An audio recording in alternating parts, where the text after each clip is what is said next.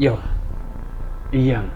Несколько лет назад журналист популярного компьютерного издания Wired Эван Рэтлиф по заданию редакции исчез. Читателям журнала предлагалось вознаграждение в $5000, если они смогут определить его местоположение. Журналист делал все необходимое, чтобы его не нашли. Он использовал одноразовые телефоны, выкинул старые документы и завел новые, отрастил усы, побрился на лысо, поменял свои привычки и имя, избегал камер наблюдения, переезжал с места на место, но на 25-м дне своего исчезновения читатели поймали его за руку в Новом Орлеане, взломав его Тор.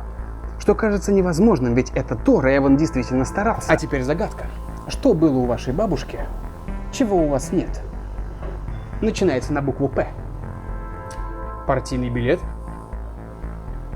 Пионерский галстук? Нет. Приватность. Что не так с приватностью в 21 веке? Ее тупо нет. Сегодня с помощью телефона всегда можно определить ваше местоположение. Профайл в социальной сети дает исчерпывающую картину личности. Подключение к бесплатному Wi-Fi в вашем любимом кафе дает злоумышленникам доступ к самым чувствительным данным. История покупок кредитных карт расскажет о человеке больше, чем самый назойливый сосед. Возможно, даже сейчас кто-то подглядывает за вами с помощью вроде бы отключенной веб-камеры.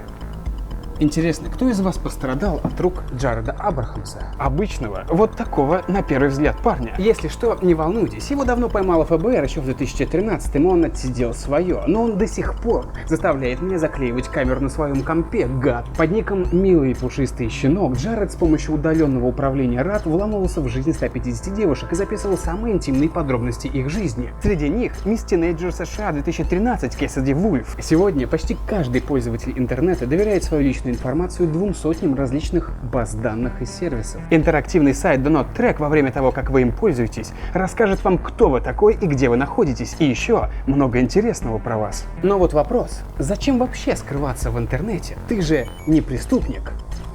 Не стоит спешить с выводами. В жизни каждого человека может наступить момент, когда нужно выйти за хлебом и вернуться через пару лет. Одна из самых легендарных историй, которая происходила прямо у нас на глазах, это история с Эдвардом Сноуденом. Айтишником, который работал в Агентстве национальной безопасности в США, пока не похитил 1 700 000 секретных файлов.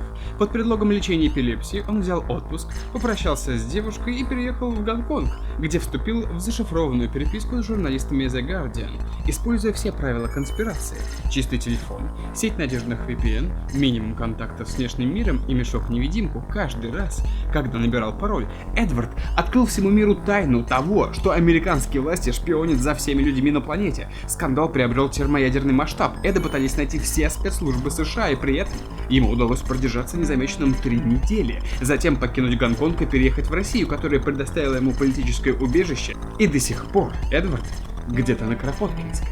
Секрет исчезновения Сноудена – решительность, спокойствие, знания и тайм-менеджмент.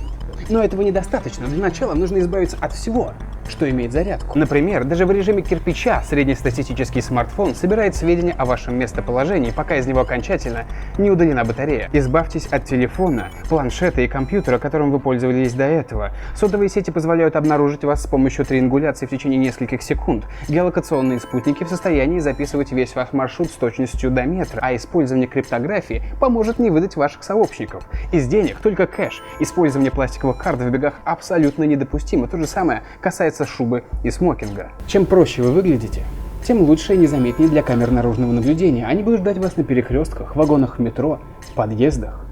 Чтобы противостоять им в ночное время суток, достаточно надеть бейсболку с вшитыми инфракрасными лампочками типа LED. Ночью они намертво ослепляют любую систему визуального наблюдения. Но как обмануть систему днем? Что ж, есть пара интересных вариантов. Один из них – хаотичный мейкап. Сведет с ума любую систему распознавания лиц. Вот менее радикальные версии. Парням поможет вариант типа «Мой парикмахер ржопрожак». Жопрожак!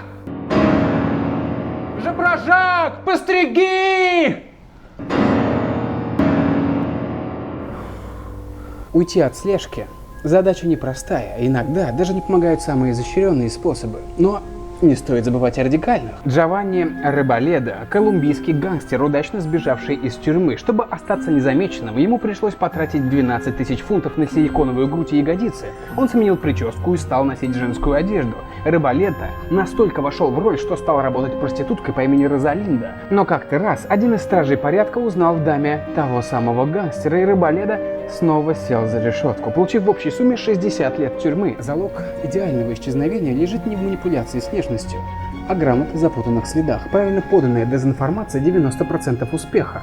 Но вешать лапшу на уши, причем успешно, не так уж и легко. Необходимо полностью вжиться в новую роль. Попробуйте несколько дней представляться другим именем. Что-то типа «Привет, я Ажипрожак». Что, простите? Я Ажипрожак. Как? Как?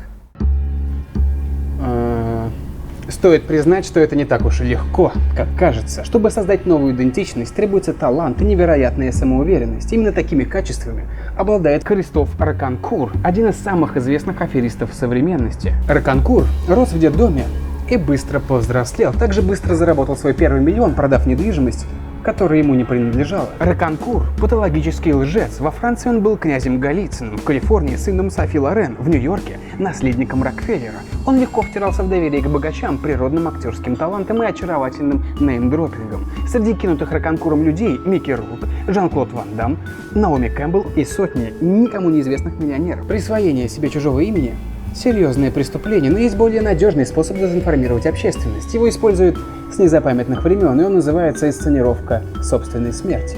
Именно в таком ключе думал британский политик Джон Стоунхаус, который как-то раз разделся на берегу, сложил одежду, вошел в воду и больше его не видели. Спустя месяц он был замечен в Австралии простым клерком рабочим банка.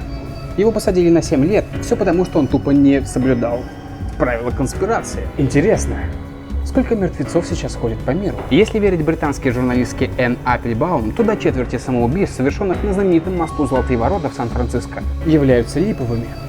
Конечно, по-настоящему удачные попытки исчезнуть без следа нам неизвестны, на то они и удачные.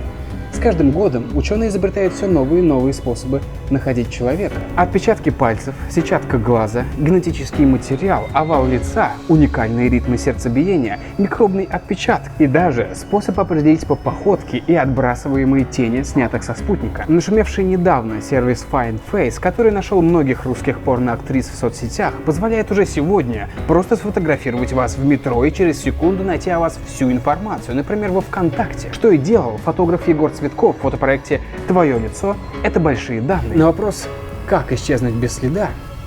становится все меньше правильных ответов. Современные технологии делают эту задачу практически невыполнимой, а если задача невыполнима, то, возможно, стоит прекратить париться и подумать о чем-нибудь другом. Например, о комфорте, который дает единый интернет от МТС. Один пакет интернета сразу на нескольких устройствах: мобильник, планшет, ноутбук. Можно подключить даже членов семьи и друзей и потом следить за их трафиком из личного кабинета.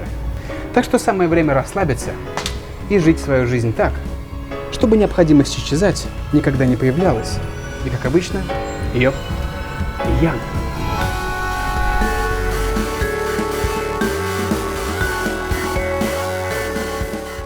Спасибо, что посмотрели этот выпуск. Хочется поблагодарить ребят из бара Проточный за то, что не шумели, таскали там тихонечко вот так вот посуду, пока я снимал. Вот, спасибо, ребят, большое. Заходите к нему в бар на Проточном переулке. Это очень клевый бар. И вообще там настроение очень классное. Я люблю, я обожаю это место. Уютно, ну реально уютно. Вот. И да, возможно, я что-то упустил в этом выпуске. Не дорассказал, например, гениальная история исчезновения Фредерика Бурдена, который обманул чужую мать, прикинувшись ее сыном. И так они вместе год целый прожили. Вот, причем все верили, кроме соседей, что да, вроде он ее сын, все такое, даже все родственники, там, кроме одного тоже.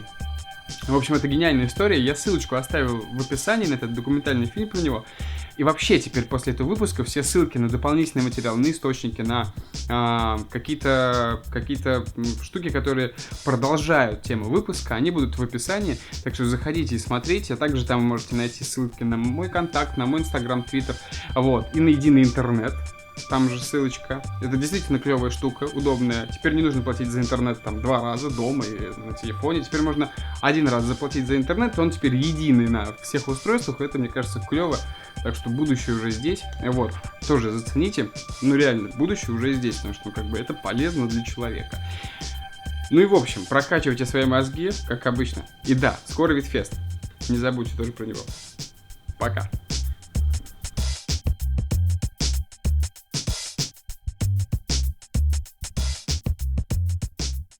Итак, обида и ненависть – ключ к успеху. Но нам Этого недостаточно. Нам нужен более практичный подход. Помощники, телохранители. Янычары, да как угодно, ведь кто-то должен нас защищать. Для начала хотя бы один. По-настоящему отмороженный тип. И кажется, я знаю, кто нам нужен. Прямо сейчас в космосе находится всего лишь 6 человек, 3 из них русские. И я уверен, им бы очень не хотелось, особенно Олегу Скрипочке, чтобы на космической станции что-то взорвалось. Однако взрывы в космосе происходят. Самый опасный из них — это взрыв на Аполлоне-13 на расстоянии 330 тысяч километров от Земли. Это где-то вот здесь.